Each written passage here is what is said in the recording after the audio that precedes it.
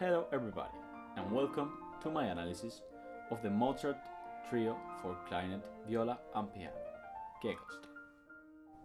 The Kegelstatt Trio K498, also known as the Trio for Clarinet, Viola and Piano in E-flat major, is a classical composition of chamber music written by Viennese composer Wolfgang Amadeus Mozart. He wrote the trio on 10 sheets of paper in Vienna and dated the manuscript to August 5, 1786. The work was dedicated to Franziska Jacquin, one of his students. Mozart and the Jacquin family, comprised by Franziska, Nikolaus Joseph von Jacquin, and his youngest son, Gottfried Jacquin, were quite good friends. They often performed domestic concerts together, in which Nikolaus usually played the traverse flute and Franziska the piano. As a matter of fact, this composition was premiered by Mozart on the viola, Franziska on the piano, and his really good friend Anton Stadler on the clarinet. The German term Kegelstatt refers to the alley through which the bowling pins circulate to knock down the sticks. Mozart wrote that he had composed the 12 duets for cornet di bassetto while he was bowling.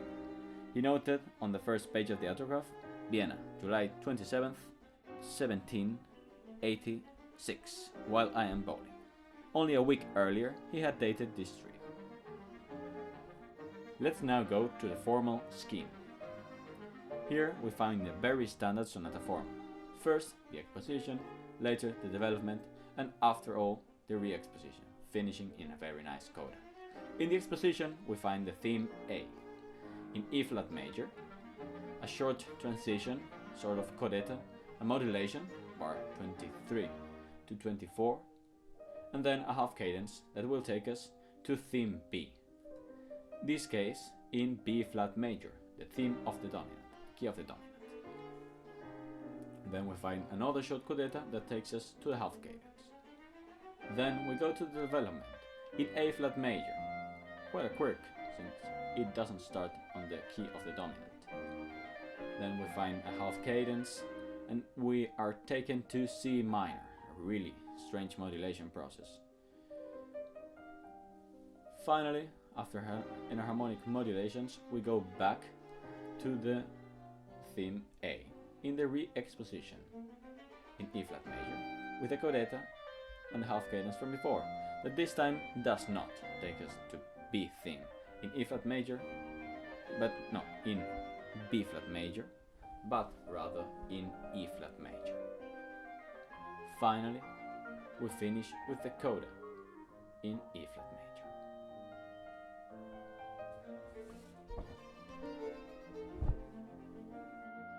The first movement is a pretty standard sonata form, not finding any big formal irregularities. We can, however, note that no repetition indication is used between exposition and development, and the re-exposition section we find the A theme re-exposed in a canon fashion, striding from the initial presentation of the theme.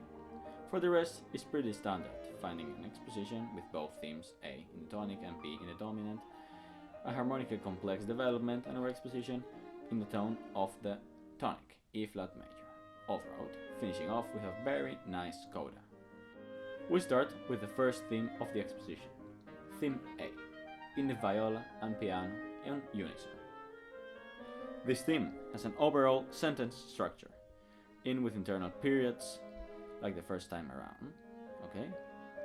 Being divided in 4, plus 1, plus 1, plus 1, plus 1, a deceptive cadence that makes an internal extension happen, and then 1 plus 1 or 2 plus 2, and then a perfect authentic cadence. In this scheme, the 4-bar structures would be divided in 2 plus 2, antecedent and consequent, and the 1 plus 1 plus 1 bars would be the primary cell of the 8th theme, fragmented and repeated, thus accelerated. Upon reaching bar 13, we find a little closing external extension to the theme, the transition, which builds tension towards the half of cadence, and takes us to the B theme in the key of the dominant.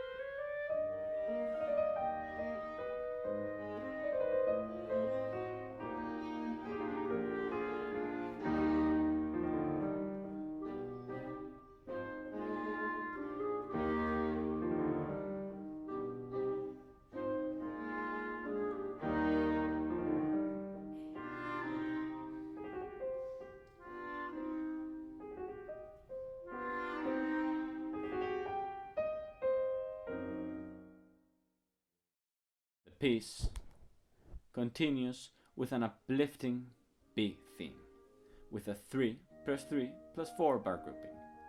These 3 bar groups are in fact 2 plus 1, 2 bars with a little internal extension that makes the theme flow more naturally.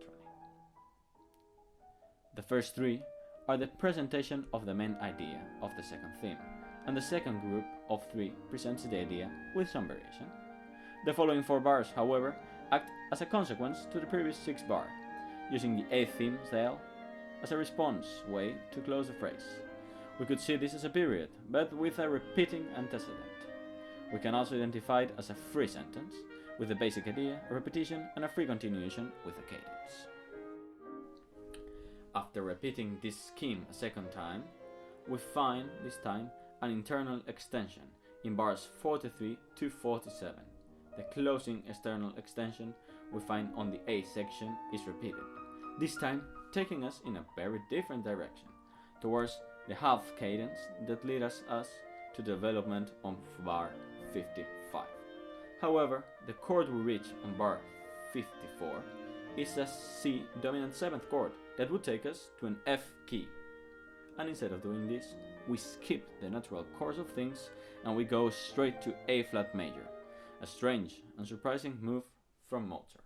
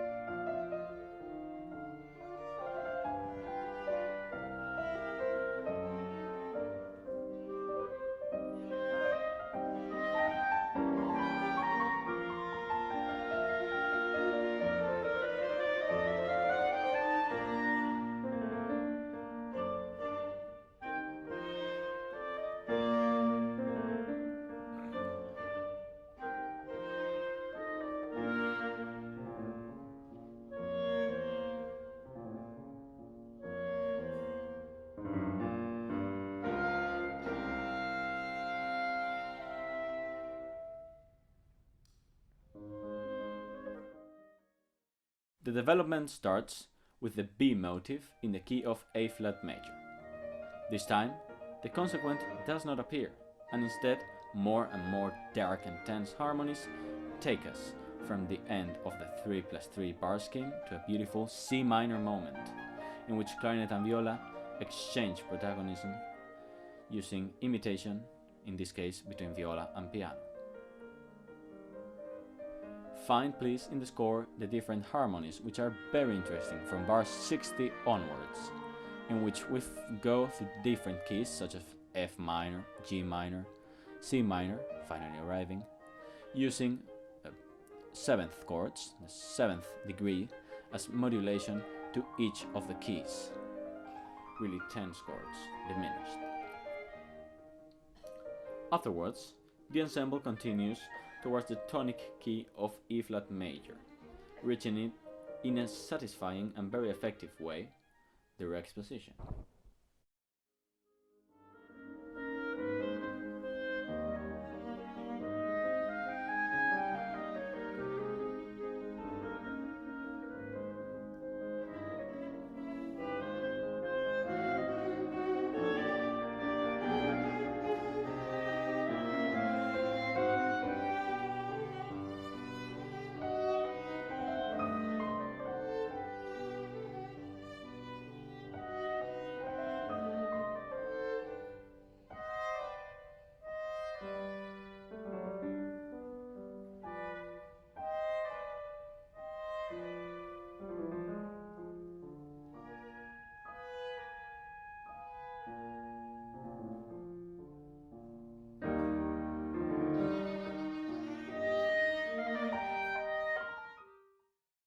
Here, we will find the same scheme as in the beginning.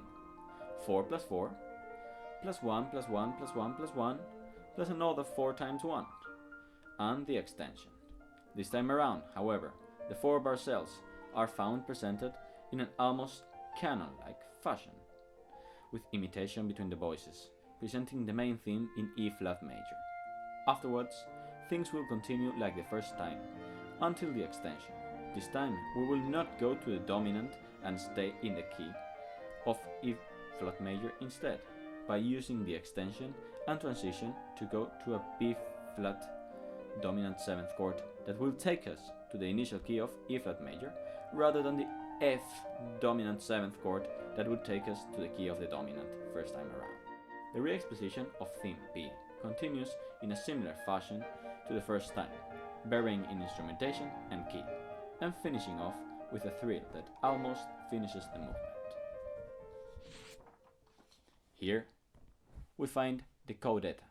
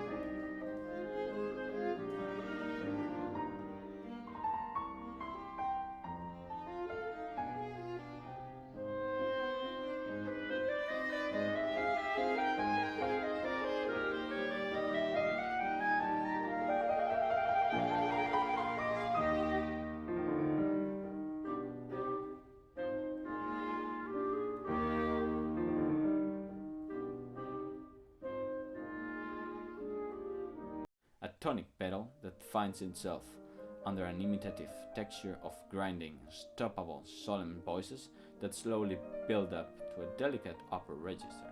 The piano sings the theme for the last time and gracefully gets followed by the clarinet and viola, ending the journey with a small but beautiful, authentic cadence.